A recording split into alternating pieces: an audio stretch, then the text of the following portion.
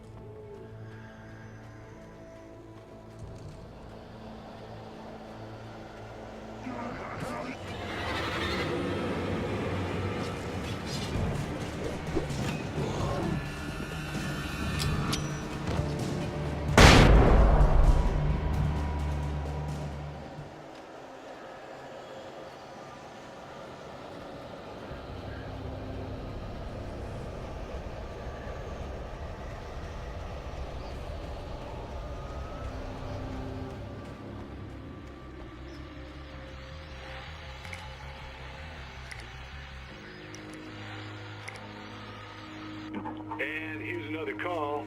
You're on KBF-FM with Pat Maine. It's Milt Peabody, Pat. What's on your mind, Milt? Well, I live near the trailer park, Pat, and there's a big ruckus going on over there. Well, that's just up the road from me, too. What's going on, do you know? I don't know, but there's a bunch of police cars there, lots of sirens, a helicopter buzzing around, and I think I heard some gunshots. Gunshots? Yes, sir, like from a pistol. So can you find out what's going on? Because it's just next door and they're popping off guns there. They're still shooting? No, it was maybe 10, 15 minutes ago. It sounds serious, Pat. I'm telling you, it don't sound like no party. I'm certainly going to give the station a call, Milt. Okay. You'll hear it here as soon as I hear from them. Okay, thanks.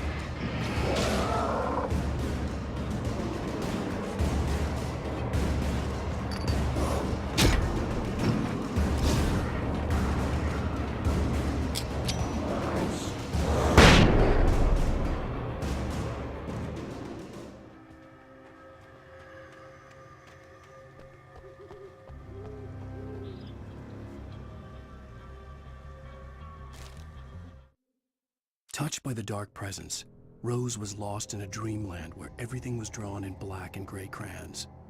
The old lady had promised her that all her wishes would come true. She would be Alan Wake's muse. She was smiling so hard it hurt her face. She crushed a bottle full of sleeping pills into the coffee. Deep down inside, she was screaming in terror.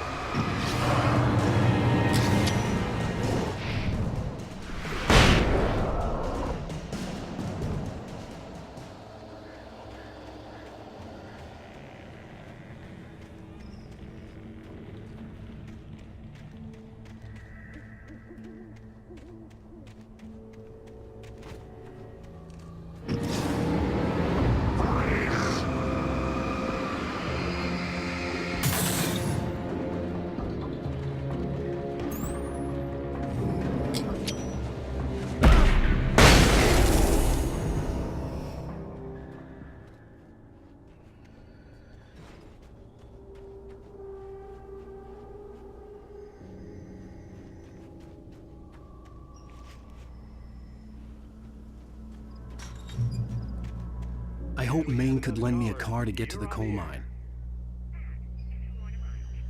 Why, hello, Lorna. What do you have for us? Well, I just don't see why the cops bother with the trailer park. What do you mean? It's a trailer park. Of course you're going to have trouble in a place like that. I mean, what do you expect? The sheriff should be helping us normal citizens instead of wasting resources on those people. Well, Let the trash sort them.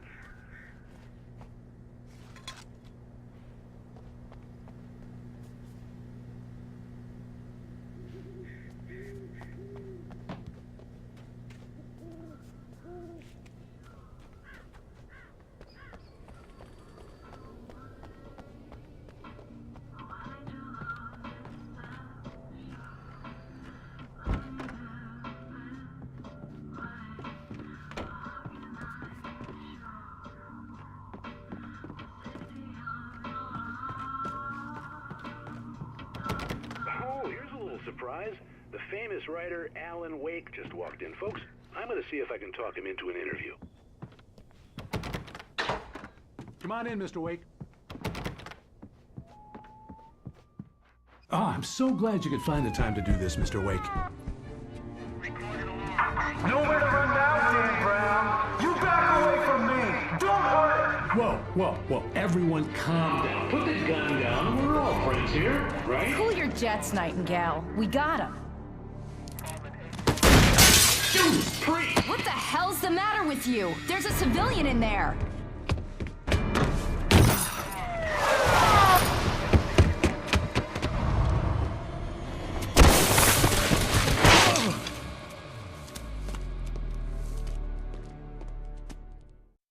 I'll get you yet, even if it kills me, you hear me? You hear me, H.P. Lovecraft? I had fallen off so many cliffs it was ridiculous. That's what you get for naming a book The Sudden Stop. It was probably good I hadn't had the chance to tell Maine where I was going. I'd have to lose the cops and find my own way to the mine.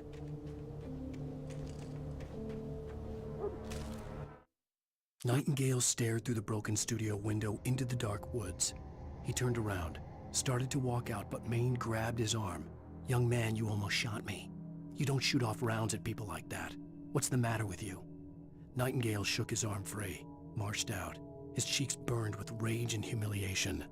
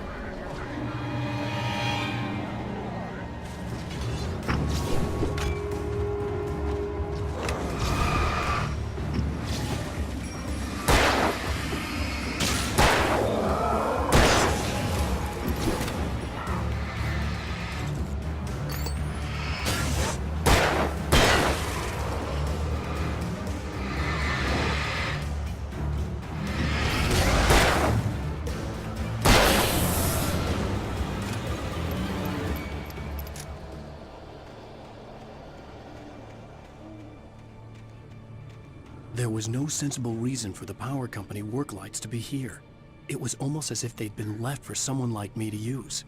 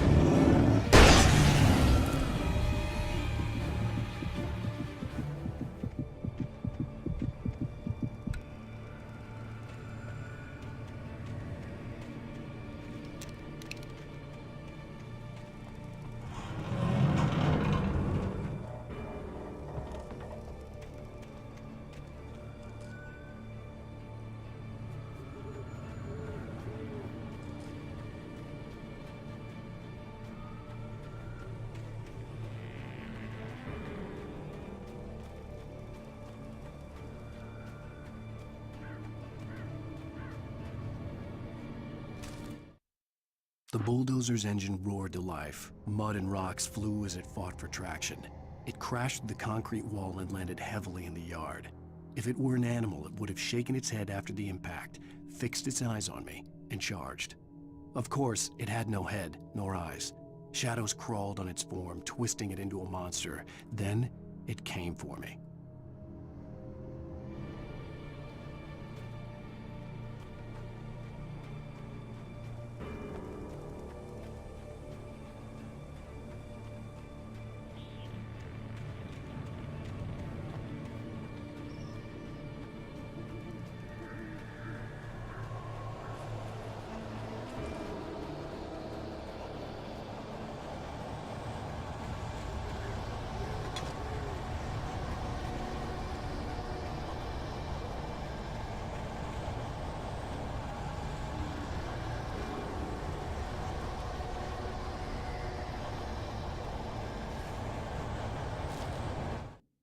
Sarah trusted her gut, and her gut said Agent Nightingale was an asshole. He felt wrong, and it wasn't just the smell of stale booze. It was in the way he flashed his badge, pulled rank, the look in his eyes when he wanted answers. Where was Alan Wake? What was this about an accident? Where was his wife? And most importantly, why did she let Wake go? He wouldn't answer her questions. Federal business was all he'd say.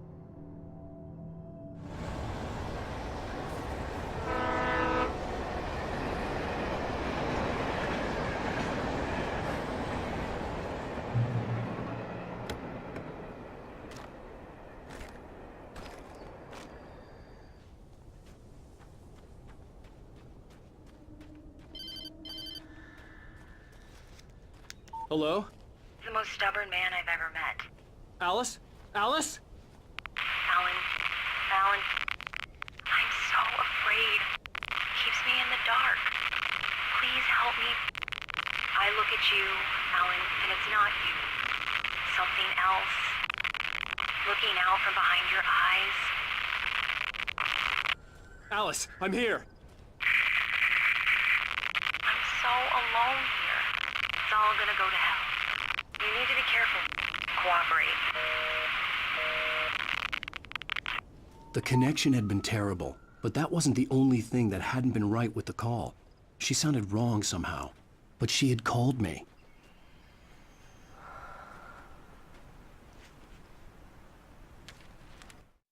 The pipe wrenched itself loose from the bridge's steel framework. Wrapped in darkness, it floated in midair, twitching. For a moment, I didn't understand what I was looking at. The heavy object lurched at me with impossible force. I threw myself out of the way, but just barely. When I turned my flashlight on it, it shook in a dark rage before it flew at me again.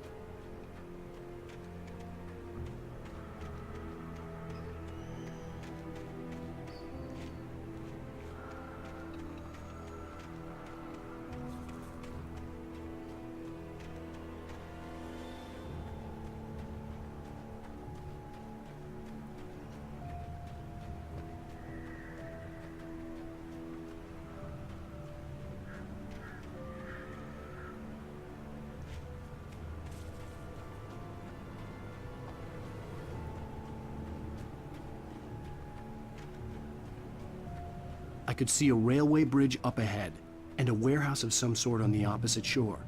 I hoped I could find a car from there.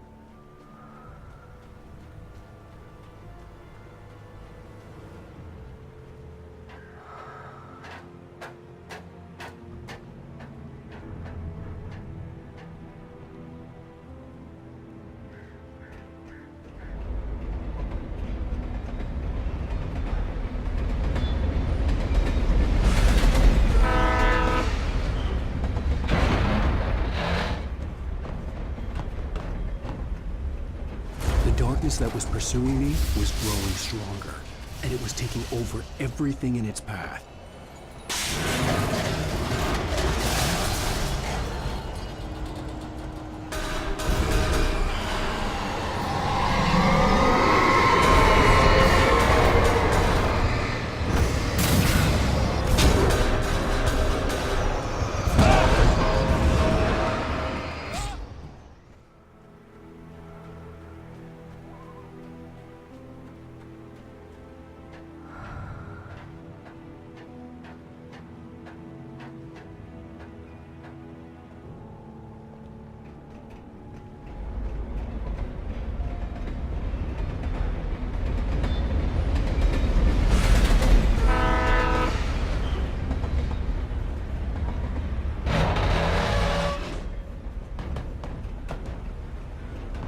The darkness that was pursuing me was growing stronger, and it was taking over everything in its path.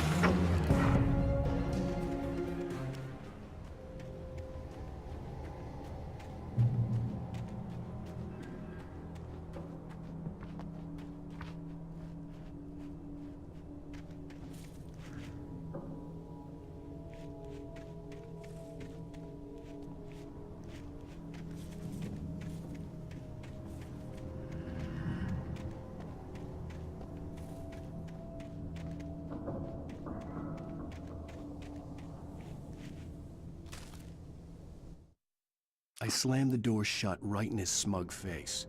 He pleaded for me to open the door. True to form, the asshole actually thought I would obey. I had no sympathy left, no guilt either, not for him. I took a moment to savor the scream. I bet I had a smile on my face. It was all that I had time for. The dark presence was inside the lodge with me.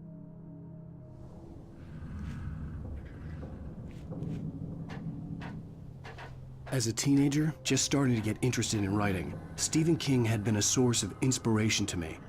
I thought about all the inanimate objects that had come to life in his books. No one is safe in a good horror story, certainly not the protagonist. That's what makes them fun. This was anything but. The darkness could possess anything, and it was getting closer.